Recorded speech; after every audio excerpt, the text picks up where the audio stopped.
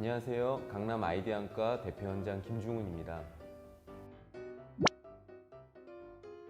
결론부터 말씀드리면 일반 컨택트 렌즈보다 컬러 렌즈는 부작용 발생 가능성이 높습니다. 우리 눈의 각막은 유리창처럼 투명하고 혈관이 없는 조직인데요. 혈관이 없는데도 산소를 공급받을 수 있는 것은 눈물로 공기 중의 산소가 전달되기 때문입니다. 컬러 렌즈의 경우 염료가 입혀지기 때문에 컨택트 렌즈보다 두껍고 산소 투과율이 현저하게 떨어집니다. 또한 컬러 렌즈는 소프트 렌즈 같이 매끈하지 않고 거친 경우가 많기 때문에 그 자리에 세균이 번식하기 쉽고 거친 표면 때문에 각막 손상이 일어나면 감염이 발생할 수도 있습니다. 컬러 렌즈를 장기간 끼고 부작용이 생기는데도 방치할 경우 각막, 즉 까만 눈동자가 작아지고 원래대로 돌아올 수 없는 상황이 발생하기도 합니다. 의학용어로 윤부 세포 결핍이라고 하는데요. 검은 자와 흰 자의 경계인 윤부에는 줄기세포가 존재합니다. 이 줄기세포가 검은 자를 향해 상피세포를 만들어 계속 안으로 넣어주는 역할을 하고 또 흰자가 검은 자 쪽으로 오지 못하도록 장벽의 역할을 합니다. 그런데 컬러 렌즈를 장기간 사용하면 윤부세포가 줄어들어 경계가 흐려지고 바깥쪽 흰자에 있는 세포들이 안쪽을 향해 계속 자라나게 됩니다. 또한 렌즈를 오래 착용하면 저산소증이 생기기 쉬운데요. 표면 세포들이 산소가 부족하다는 신호를 보내면 각막에는 신생혈관이 생기기 시작하고 혈관이 안으로 자라 들어가면 세포들도 이를 따라가게 됩니다.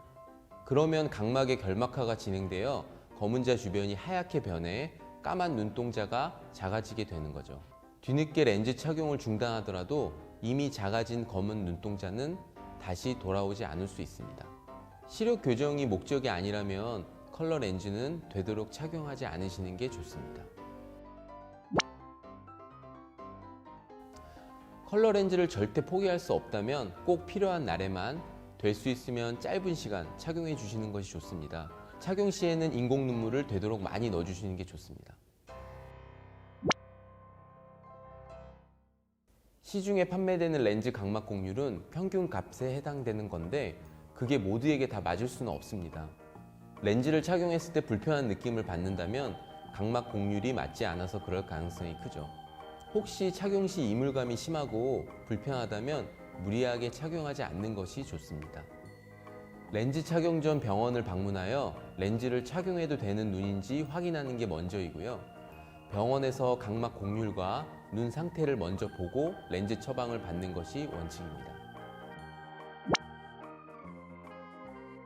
시력 교정 목적의 컨택트 렌즈라도 오래 착용하는 건 지양해야 합니다. 눈물 순환이 방해되어 눈물 분비가 줄어들면 안구 건조증이 생길 수 있습니다. 렌즈 착용의 대표적인 부작용이죠. 렌즈 자체가 눈에는 이물질인데 거기에 렌즈 세척에까지 들어가게 되면 알레르기 염증이 생길 수 있습니다.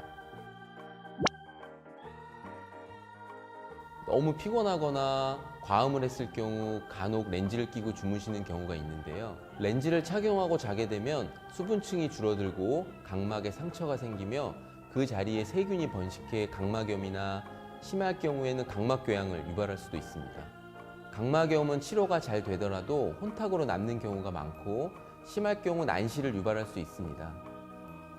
무슨 일이 있어도 자기 전에는 렌즈를 빼고 주무셔야 됩니다.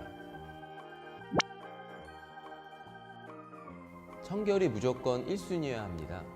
항상 손을 씻은 후 렌즈를 관리하시고 세척액과 렌즈통 같은 것은 주기적으로 교환을 해야 세균 번식을 막을 수 있습니다.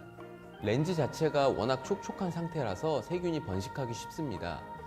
때문에 습기가 많은 화장실이나 욕실에 보관하는 것은 피해야 합니다. 수돗물 세척도 절대 안 됩니다.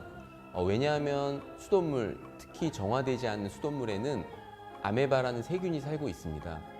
이 세균은 아메바 각막염이라는 치명적인 부작용을 초래할 수 있습니다. 원데이가 다회용보다 위생상 더 좋은 것은 분명합니다.